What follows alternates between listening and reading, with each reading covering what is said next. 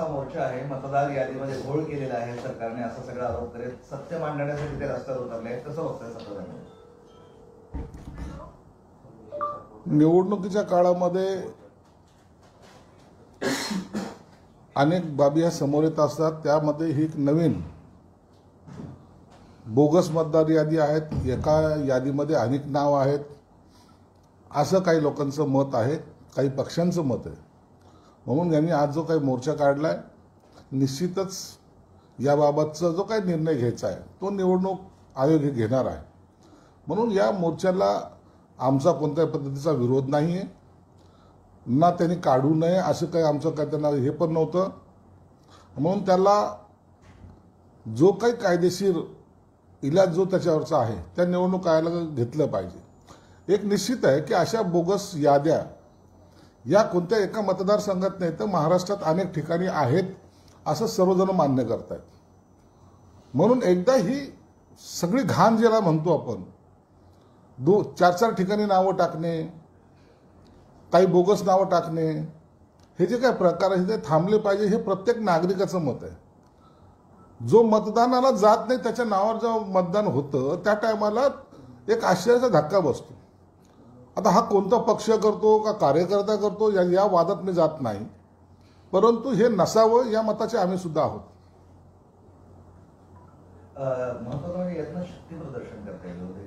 आता ही स्टंटबाजी तर करावी लागेल ना.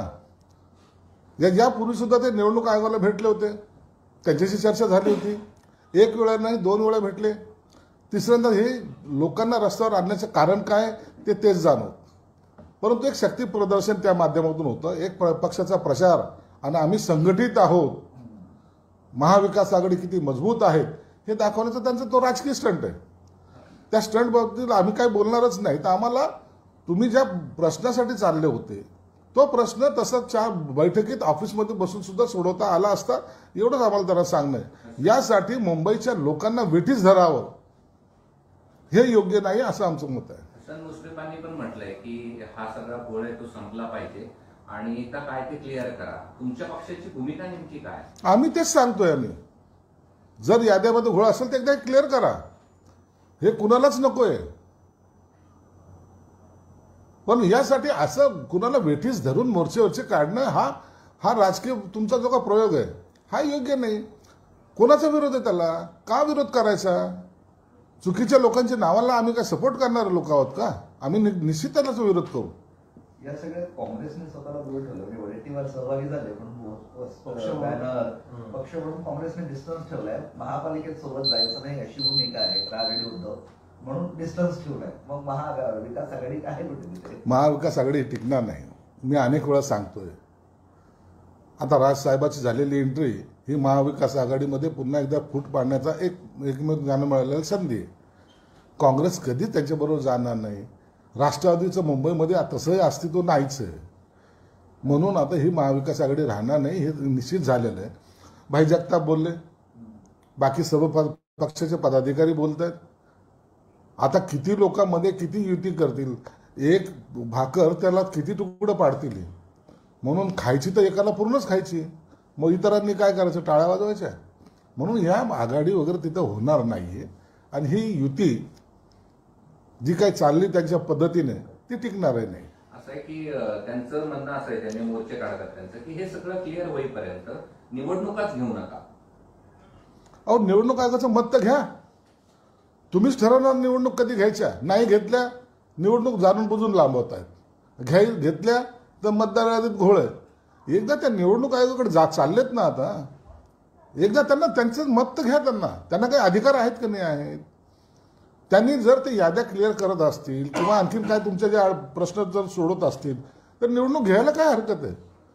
मग तुम्ही आम्हाला बघा, आम्ही गेल्यामुळं निवडणुका लांबल्या आणि ह्यांनी हे पळवाट शोधली असं काही जे काही त्यांच्या स्टेटमेंट असतात, मग ते दोन्हीकडून चितबी मेरी पटबी मेरी असं बोलण्यात काही अर्थ नाही. निवडणुकीमध्ये पण तुमच्या पक्षावर आरोप केलाय भाजपाने की तुमच्या पक्षाचे जे स्थानिक आमदार आहेत अब्दुल सत्तार, त्यांनी बंद क्वार्टरमध्ये 500 या ठिकाणी मतदार नोंदवलेले आहेत आणि आरोप भाजपाचा आहे.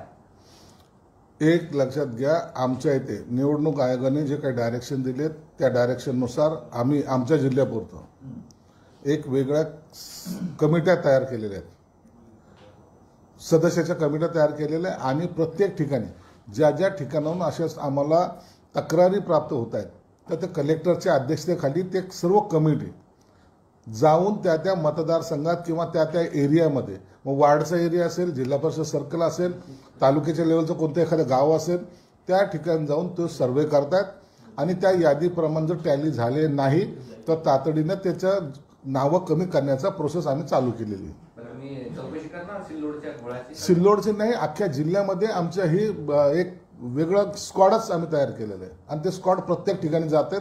कुणाचीही तक्रार कुणाही बाबत असेल तर त्यांनी कलेक्टरकडे त्याचं लेखी द्यावं, त्याची तातडीनं त्याची तपासणी करण्यात येईल आणि जर चुकीची नावं असेल तर ती काढण्यात येतील. निवडणूक आयोग सरकारचा पार्टनर आहे आणि ते पार्टनरप्रमाणे काम करते असे विजय वडेट्टीवार बोलत आहेत. म्हणजे निवडणूक आयोगाला कुठल्याही प्रकारचा दबाव नाही किंवा तुमच्यासोबत ते काम करते, मित्रच तुमचा असं त्यांना म्हणणार.